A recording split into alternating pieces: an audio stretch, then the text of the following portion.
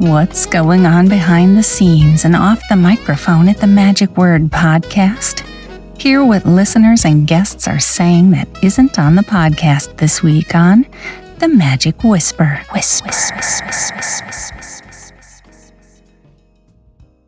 Hello, this is Scott Wells for The Magic Whisper. This week we have some news to tell you I think might be of interest. A few things that you may have heard about, some things you may not have. Hopefully this will all be of interest to you, all magic related. First thing I would like to point out is that I've been part of the New Zealand eZine for a long time. Now, Alan Watson has been running this since November the 6th of 1999 and has grown to over 17,000 subscribers. I know right now that the archives are available where that you can go and download and see any of the news articles that have been published over the years. If you just go over here then to this QR code, scan that, and you can go to it. You can subscribe and get the next couple of weeks before he decides that he's going to end this after 25 years. I do want to thank Vanessa Armstrong for publishing that in Genie magazine, and that was drawn to my attention because I hadn't read that elsewhere. So the Genie Speaks has some really, that was actually in the I column of Vanessa's. So thank you for that bit of information, but I think it's important. I, again, have been part of that for a number of years, as have several others in which that we've been talking about different things that are newsworthy. And I've been talking about the podcast and who's going to be on this week and who's next week, et cetera, et cetera. So anyhow, thank you, Alan, for all that you have done for so many magicians worldwide. You have been outstanding in your service towards the magic community. And I thank you. And I'm sure that all the others do as well. Also, I think it's interesting that Abbotts House, that is David P. Abbott House, was recently purchased by Teller. This was in Omaha, Nebraska. Allow me to read this. I just got from Dave Arch, who is working with the Omaha Magical Society.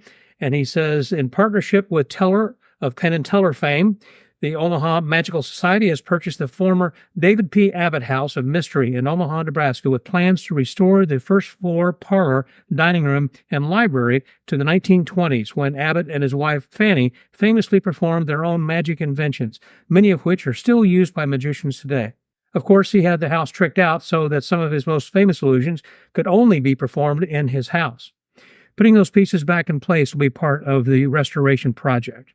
If you want to learn more about it, be sure to visit his website over here, and you can learn more about the house and how that's going to be restored and hopefully be available by 2025. But speaking of something that's coming up very soon, aside from the fact we just talked about the New Zealand eZine closing, and that's going to be something coming up on September the 28th. Jason England is going to be hosting an all-day fundraiser with his friends, and it's going to be including, it's amazing.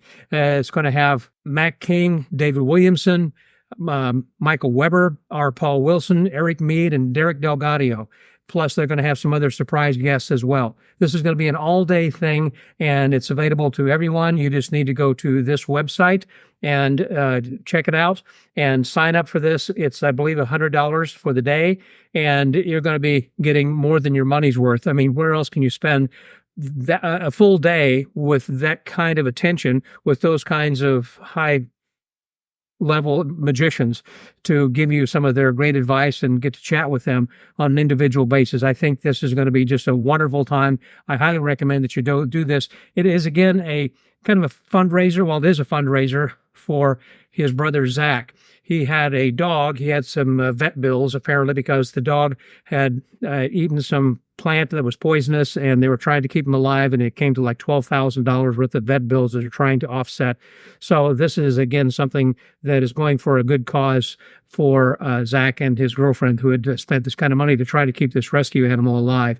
Anyhow, if you will just, again, go visit over here and get some more information, I think you'll be glad that you did. And I'm sure that you're going to enjoy the full day of magic with all these outstanding magicians there to share their magic with you as well. So again, check that out.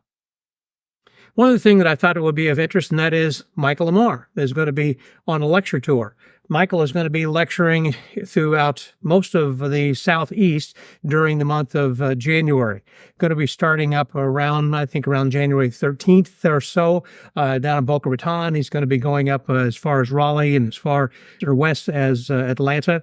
So it's going to be, again, kind of just in the southeastern area, but he's going to be then going to other parts of the country later this year, and I'm coordinating his lecture tour. If you're interested, you can drop me a line. That's lectures@scottwells.com, and I'll be sure to put you on the list, so that way, whenever that we decide when he's going to be going back out on tour for the rest of his tour, I will make sure that you're on that list as well to see if you want to hosting. Other people I've got coming up that are going to be on the lecture tour this next year include Jim Sisti, of course, who is the person who wrote the Magic Menu for a long number of years, and of course has the large book called Magic Menu, which is a great book I highly recommend.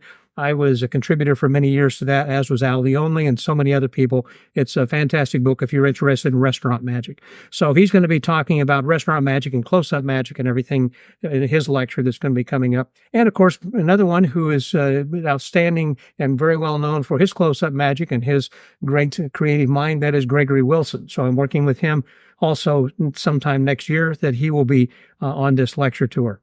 Well, this week on the magicwordpodcast.com, we're going to be featuring Alex Boyce. He is a 27-year-old up-and-coming, well, actually, he's already made it. He is a fantastic magician, both in stage and close-up. His dove work is unparalleled.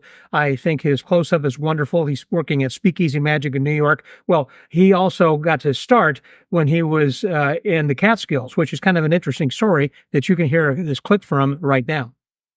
But I grew up not so far from the Catskills, upstate New York, and so one of my first gigs I did growing up was a place called Scott's Resort, which is like straight out of Dirty Dancing. Okay. Exactly that vibe. Yeah. And Cool. I remember I called the guy. I was like 14. I must have been able to drive. I must have been 16. And I called the guy up and I said, "Hey, I'm a magician. I have a magic show." And he said, "Well, we've got a small group in, we're early in the season, but if you want to come out and do your show, we'd love to see what you've got." And I showed up, and I remember he was a gentleman. His name was Scotty, and he was in his 80s, and he was a family resort that his grandpa had started and gone through the generations.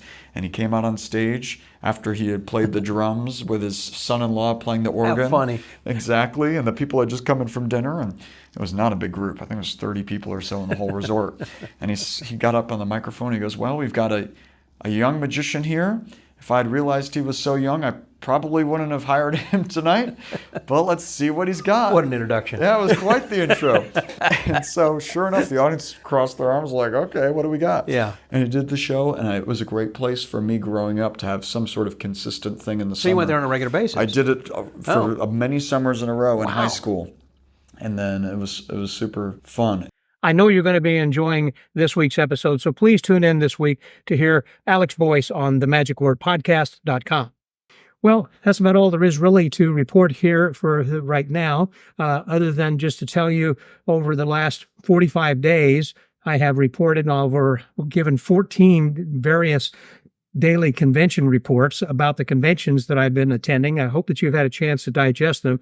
I've really been on the road for a long time, so I appreciate all of you guys and gals listening to the podcast, to know that my efforts are not in vain, that I enjoy delivering this for you and delivering some content that will live on the archives and be out there for a long time to come in cyberspace. And if you have a chance that you can help me in order to help offset some of those costs that I have traveling to conventions and all the things that are associated with lodging, food, and transportation, etc., you can always join the Friends of the Magic Word. Just go to the Magic Word podcast and click on the Friends of the Magic Word. You can learn more information about how that you can contribute with your financial support to keep this podcast going even a lot longer. Well, I want to also thank those people who have sent in their pictures, like my friend over here, Dale Rabin, who was someone who has given us that traditional pose with the finger shushing over your lips like this. Thank you, Dale, very much for contributing that.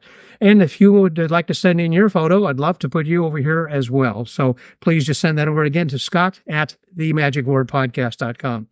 I hope that you enjoy these little magic whispers. If you have something that you want to contribute, please let me know. Again, just drop me an email. I'll be glad to let other people hear your whisper. And if you will do me just one other favor by just sharing this with others so others know about the magic whisper and, of course, about the magic word. That would be fantastic. And I thank each and every one of you for tuning into this here this week and for being with us. And I'd appreciate it if you would drop me a whisper. Share the whisper with other magicians and join us next time on The Magic Whisper.